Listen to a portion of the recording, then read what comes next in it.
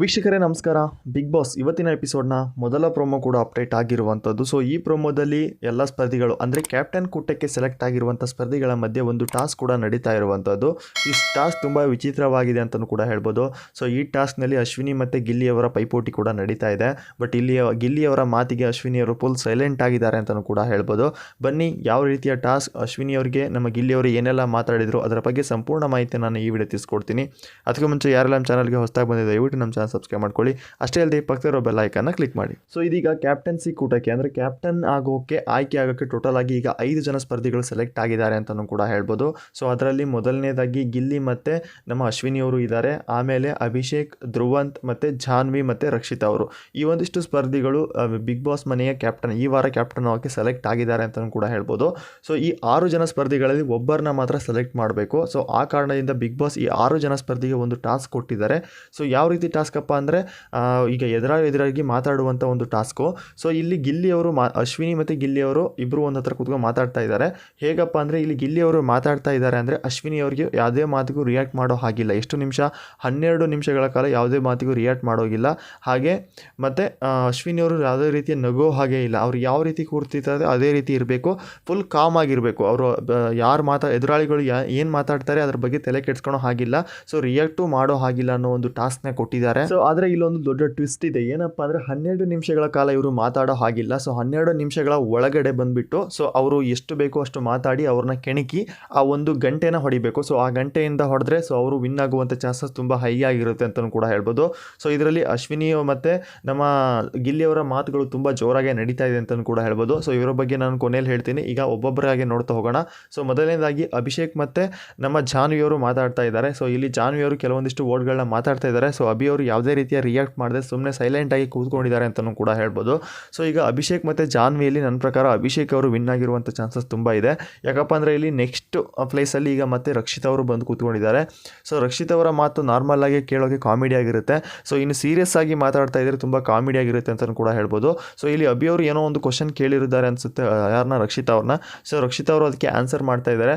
So 1-2 ಹೇಳೋ ಲೆಕ್ಕಕ್ಕೆ ಹೇಳಿದ್ದಾರೆ ಅನಿಸುತ್ತೆ. ಸೊ ಹಾಗೆ 92, 93, 94 ಒಂದು ವರ್ಡ್ಗಳನ್ನ ಯೂಸ್ ಮಾಡ್ತಾ ಇದ್ದಾರೆ. ಸೊ ಇಲ್ಲಿ ರಕ್ಷಿತಾ ಅವರು ಆ ಒಂದು ಪದಗಳನ್ನ ಹೇಳೋದು ತುಂಬ ಎಡವಟ್ ಮಾಡಿದ್ದಾರೆ ಅಂತಲೂ ಕೂಡ ಹೇಳ್ಬೋದು. ಸೊ ಈ ಒಂದು ವಿಚಾರದಲ್ಲಿ ಅಭಿಷೇಕ್ ಅವರು ಹೋಗಿ ಗಂಟೆನ ಹೊಡೆದಿದ್ದಾರೆ. ಸೊ ಹಾಗಾದರೆ ಇಲ್ಲಿ ಜಾನ್ವಿ ಮತ್ತು ರಕ್ಷಿತಾ ಅವರ ಮಾತಿನಲ್ಲಿ ಅಭಿಷೇಕ್ ಅವರು ವಿನ್ ಆಗಿದ್ದಾರೆ ಅಂತ ಕ್ಲಿಯರ್ ಆಗಿ ಗೊತ್ತಾಗ್ತಾ ಇದೆ.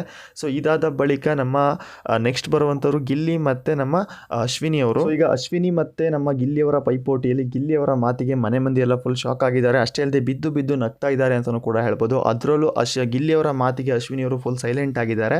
ಸೊ ಯಾವ ವಿಚಾರದ ಬಗ್ಗೆ ಗಿಲ್ಲಿಯವರು ಮಾತಾಡ್ತಾ ಇದ್ದಾರಪ್ಪ ಅಂದರೆ ಸೊ ನಿನ್ನೆ ಕ್ಯಾಪ್ಟನ್ಸಿ ವಿಚಾರದಲ್ಲಿ ನಮ್ಮ ರಘು ಅವರು ಅಶ್ವಿನಿ ಅವರಿಗೆ ಅಶ್ವಿನಿ ಅಂತ ಒಂದು ಕರೆದಿರೋ ವರ್ಡ್ಗೆ ನಮ್ಮ ಗಿಲ್ಲಿಯವರು ಫುಲ್ ಕಾಮಿಡಿ ಮಾಡ್ತಾ ಇದ್ದಾರೆ ಅಂತಲೂ ಕೂಡ ಹೇಳ್ಬೋದು. ಅಷ್ಟೇ ಅಲ್ಲದೆ ಅಶ್ವಿನಿ ಅವರು ಕೂಡ ಹೇಳ್ತಾ ಇದ್ದಾರೆ, ಆ ಒಂದು ಪದನ ಇಟ್ಕೊಂಡು ಏನೆಲ್ಲ ಕ್ರಿಯೇಟ್ ಮಾಡಿದ್ರಿ, ಯಾವ ರೀತಿ ಕ್ರಿಯೇಟ್ ಮಾಡಿದ್ರಿ, ನೋಡಿದ್ರೆ ನಮಗೆ ನಗು ಬರುತ್ತೆ, ನಿಮಗೆ ನಗು ಬರ್ತಾ ಇಲ್ವಾ, ಏನೇನೋ ಹೇಳಿ ಇಲ್ಲಿ ಗಿಲ್ಲಿಯವರು ನಮ್ಮ ಅಶ್ವಿನಿಯವ್ರನ್ನ ನಗ್ಸೋಕೆ ಟ್ರೈ ಮಾಡ್ತಾ ಇದ್ದಾರೆ. ಬಟ್ ಅಶ್ವಿನಿಯವರು ಯಾವುದಕ್ಕೂ ಕೂಡ ಬಗ್ತಾ ಇಲ್ಲ ಅಂತಲೂ ಕೂಡ ಹೇಳ್ಬೋದು.